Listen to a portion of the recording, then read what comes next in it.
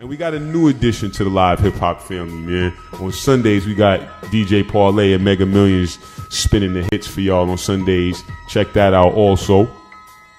Good to be back, man. We're waiting for our special guest. I'm not going to blow it just yet, you know what I'm saying? But I just wanted to crack the mic for a minute and speak, or at least give my condolences to the Garner family. Many people know that Eric Garner was killed on Staten Island at the hands of NYPD. I believe his service was yesterday, I believe. A son, a father of 6 kids, a husband, a grandfather of 2 kids, and was killed in an incident after breaking up a fight actually on Staten Island. Of course, sad, there's not enough that I probably could say to describe how sad that type of an incident is. I've been reading a lot of people's comments on Facebook and across the social sphere, and people are upset and angry and making comments about how the police should never do this and this is wrong, and basically stating the obvious. And what I wanted to share with the people is this is a difficult pill to swallow, but what I want to leave with people is this is the true nature of law enforcement in our country. I think people have a misconception as to what law enforcement is truly about, especially in our larger cities. Law enforcement and some of the tenets that they promote, meaning, serve and protect and so on and so forth, don't apply to everyone in this country. And it definitely doesn't apply to people that you would call financially poor. These incidents are no accident. They're going to reoccur because the police department is part of a system that's about protecting those who have from those who have not. There weren't always police departments in this country, but with the so-called abolishment of slavery, some of the powers that be felt like police departments and law enforcement was necessary to keep newly freed slaves away from property owners. And that concept still kind of plays today. You know what I mean? It's ugly. And I just, like I said, condolences to the family. And I just want people to understand to stay on your P, stay on your Q, because what you assume about NYPD is not the truth. It's not what you think. And I think we, as whatever age you are, but this call is definitely going out to black men, even though it happens to many people. But this call is going out to black men. Be aware, be cognizant, and understand how these major police departments truly view you. There is no protect and serve for most of us, especially those, like I said, of us who would be called financially poor. There is no protect and serve for us. And it's not to indict all police officers, because I think we get thrown off and we say, well, I know a couple of officers, that's cool. My uncle is an officer. I met an officer that helped me out. That's not what I'm referring to. Let me be clear. That's not what I'm referring to. Individual officers who play this game honorably, fine. You're doing your job. Those are not the ones we have to worry about. We have to worry about the systematic outlook of law enforcement on financially poor people. And then you'll start to get some answers to those questions that you're looking for. But don't think this is the last time, because while law enforcement is still operating under that auspice, under that mentality, there's going to be more people that get killed in the street needlessly. So like I said, be vigilant, be aware, understand the true nature of law enforcement, understand the true nature of police departments, and plan accordingly. And having said that, I want to shout out my man Divine RBG. I want to shout out Threads of Truth, check the t-shirt. We dig police murder people, period. So, we getting ready to jump to it, man. I got my special guest in the place here. What's good, baby? How you? Good. Chilling, Steve, us and none. Yo, crack the mic, man. What's up, man? What's going on? What's good? We here, man. We here, One, man. 2, 3, where we at? You right here. I'm right here. This me right here. Yeah, What's you up, right man? here. You know what I mean? You can face that one. I'm facing this one, man. We've been talking about it for a minute. I know you got a lot of things popping. I just wanted to jump right to it. You know what I mean? Yeah. For people that don't know you, you know what I mean? I know you've been grinding for a while, man. You know what I'm saying? On the local scene, but I know you even beyond the local scene. So, introduction first and foremost, man. Let the people know who you are, where you coming from, how long you've been doing this, man. What's up, man? It's your boy WHOISFEVER, man. Bronx born, Allerton raised, New Jack raised. You know, I've been doing this for a little while, man. What, 2005, 6? Right. Been grinding for a minute, man. Right. You was my day one supporter. You've been down with me for a minute. Word. That's you know why what I'm saying? that's what it is. And I see the thing that's standing out to me is you're about to hit your 10-year mark of pursuing the music consistently, pursuing it seriously. And one of the things I wanted to ask you is, inside of this first 10 years, what are some of the top lessons that you learned as an independent artist out here moving and grinding? First and foremost, man, you can't go into this with personal feelings, man. Okay. That's number one. Okay. You gotta leave that feelings to the side. Okay. Everything is business orientated. Everything gotta make sense. You know what I'm saying? Understood. Favors are not favors anymore. Everything has to make sense. I can't just come at you and say, yo, my man, I'm hot. Right. Yo, put me on. I gotta have that business plan ready. I gotta have everything that you could see where we're going with it and not just talk about it. You know Understood. That's one of the most important things I learned. You know Understood. Yeah. Talk to me about recording, because like you said, me and you linked up probably around that 2005, 2006. Shout out to Triangle Studios. Shout out to New York, you know what I'm saying? All of that. You know the Smash, deal. Everybody. J30, shout out to that team. All them boys over there, You know the deal. So as far as recording, I'm curious to know, what have you learned, or what has changed in your recording process or your mentality when you go in to record your music now versus when you first started recording? Whoa. Honestly, I keep everything a lot more clean. Okay. When I used to record before I knew it on one song, I had 32 tracks. What I got 32 tracks for? Right. Feel me? Understood. Can't just write catering to certain people, man. That's just not how I make music. You know right, I understand. Now, that's always an interesting topic, right? Because it comes across the board a lot. Upcoming artists, they want to be at that level. And when I say that level, they want to be part of this, what I call 10 artists that are commercially known. Because for some reason, we limited to about 7 or 10. You got about 7 to 10 artists out at one time that's actually doing numbers. So you have artists that come out and they say, y'all want to be part of that upper echelon.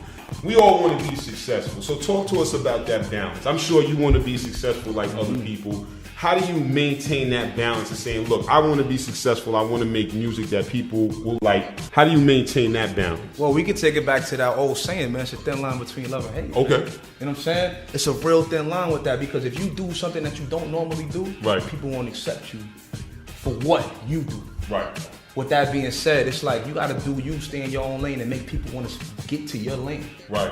You don't want to branch off. You don't want to come out with 10 street records that you're known for and then jump in the lovey-dovey lane. Right. And people looking at you when you're starting to lose followers and listeners and support. Right. All of that. So you really don't want to do that, man. You want to keep yourself being you. Even with the times changing, let you change a little bit, not more so your music. You know what I'm saying? You want you to change how you handle things and how you do like that, but you don't want to completely change from 0 to 100. Like the boy Drake would say. You don't want to do that. Right.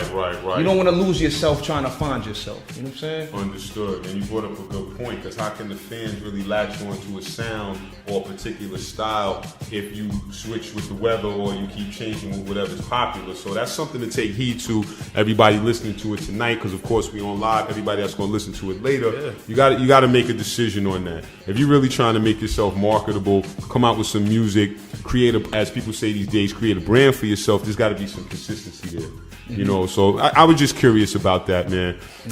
I know you work with different artists too. I know you've worked with some artists out of state and have been involved with some situations, man. So I was just curious about that path, about some of the artists that you worked with in the past and some of the situations that you had with some of the major labels, et cetera, et cetera.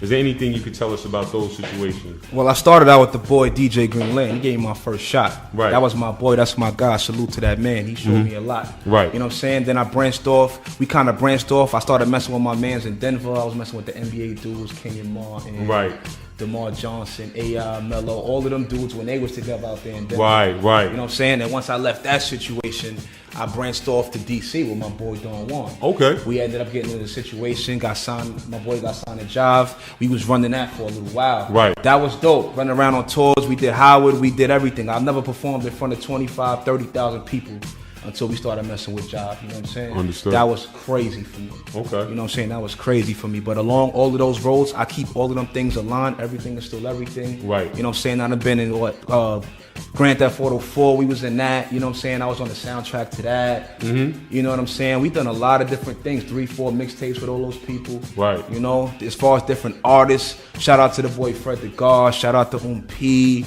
shout out to Corey Guns. Mm-hmm. You know, I've worked with a lot of different people, preferably my Bronx people, you know what I'm saying? Not to be too biased, but I love working with people out the Bronx. Right. You know what I'm saying? Bronx, that's right. Yeah, I love it. I love working with people from the Bronx, man. There's nothing wrong. Let me chop that up a little bit. I'm curious. The Green Lantern situation. Talk to us about that, because we worked with Green too. Great situation. We know Green as a producer. Mm-hmm. We know Green as a DJ. But as far as some of the business that he was running, what exactly were y'all doing? Well, Green and me was just trying to create, like you would say, the foundation.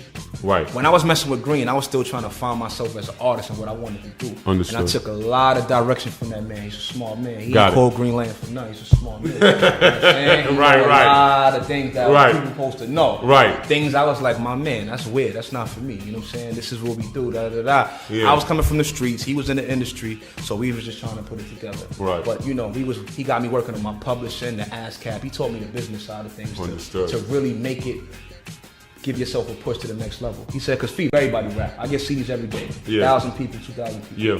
Everybody raps. Period. What makes you different from everybody else? Word. So, they say, take care of your business first, my man. Because everybody raps. Once you get your business right, the business mind, you're good money. Shout out to Green Lantern. Man, are you still in contact with Green? All the time. That's what's up. My next tape is actually going to be hosted by him. That's what's up. You know what I'm saying? That's what's up. Yeah, man. We still working with Green. That's All what the it time. is. Never lost that boy. That's what it is. Man. Now, just like you said, as you were moving around, you got to interact, with some pro athletes. You mentioned the Denver situation. Just talk to me a little bit about, some of the cats that you ran with, met in the NBA, and their whole vibe for hip hop and working with artists and so on and so forth. You know what's funny about that, Coach? It's like, see, my boy Gritty was around. That's my boy Gritty in the building. Shout out to him. You know what I'm saying? He's been down with me day one too, so he know me like that. So it's funny that you asked me that, because it's like we want to be NBA stars. Right. And some of the NBA stars want to be artists. You know what I'm saying? It's just so funny. And I told him, yo, my man, I'll trade with you in a minute. Crazy. You want to trade? Let's trade. Yeah. You want me to get on the court? I get on the court. You get in the booth. I'll trade with you any day, man. Right. You know what I mean? But they want to rhyme and make. Nah, but yeah, they regular dudes, man. Keeping it real, keeping New York, keeping that New York music alive, keeping that uptown Bronx music popping. I just seen the last video he did to Carter, so I just want to shout out to him, keep doing what you're doing. That's what's up. Progress for him. That's what's up. What's up? That's what it is. What's your name again, fam? Hey, yo, brother, what's poppin', man? Who that? It's dark skin Poppy, bro. I'm watching your live joint right What's up, my guy?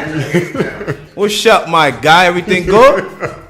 You already, man. Shout out to you, though, my guy. Keep doing what you're doing. I'm proud of you. Come on, man. I can't do it without y'all, man. You know what I'm saying? This is what keeps me going, man. People calling in, people listening. You know what I'm saying? Shout out to you, my guy. I can't do this without y'all. Man. That's what it is, man. Yo, thanks. I'm just proud of you, man. Keep making progress. How you doing? Nah, I appreciate that, my guy. I appreciate that. Aye, my boy. Yeah, man. Good luck. There we go. We got the call-ins. If you look on your screen, you'll see the call. For all the viewers, when you look at your screen, you'll see the call-in number. So if you want to call in, talk to Feed, definitely do that. We're going to be playing some videos during the day. We're going to kind of go through it and show people what it is. We got a couple of joints queued up. And like I said, people will get involved with that too. But before we get into that, let me just finish up, what we were talking about as far as like some of the pros, some pro athletes that want to be in this world and vice versa. Like you said, if you're ready to switch, you ready, I'll do it in a heartbeat. But what I'm really interested in is, did you ever catch the vibe that there was pro players, pro ball players that could actually invest in an artist and maybe make something go? Because the knock is this. Whenever athletes get involved with hip-hop, record labels, whatever, no one's going nowhere out of this situation. Mm-hmm. So where's the disconnect there? What's going on there? Too busy, concentrating on athletic? What's the deal there? What's the deal there? I think a lot of people disconnect come from, okay, I'm in the NBA. Right. I give you my brand. Right. Or my name, or whatever you want to call it. Right. A lot of people tend to just, all right, well, now what else you going to do for me? I need you to push me. I need you to come along with me to the club. I need you to do this. I need you to do that. Right. That's where the disconnect comes from. My man, I gave you some money. I gave you my name. You need to go ahead and you need to go run. Understood. Understood. You know what I'm saying? Understood. For instance, take the boy, take the boy J. Cole. Right. Right. Take J. Cole. Yeah. J. Cole is like the only dude I know under Jay-Z that actually made something out of himself on his own. Right. Like, right. I'm not going to rely on Jay. I'm not going to wait on Jay. Right. I'm just going to use what he gave me, and I'm going to go.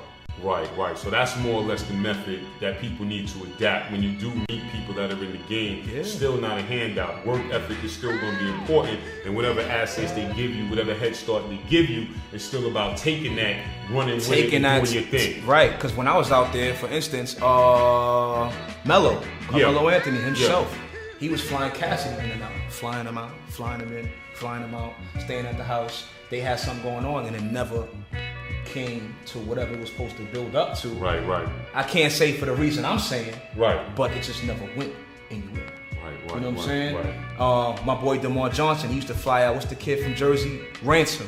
I remember kicking him with Ransom a few times. Kicking it. We vibing, we kicking it. You know what I'm saying? It's just situations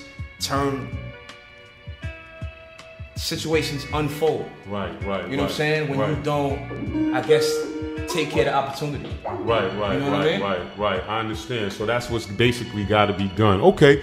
We're going to take a break for a minute, get a few things under control. What video we got lined up, yo? It's for my boy. I lost my boy Bill Banks, RP to my boy.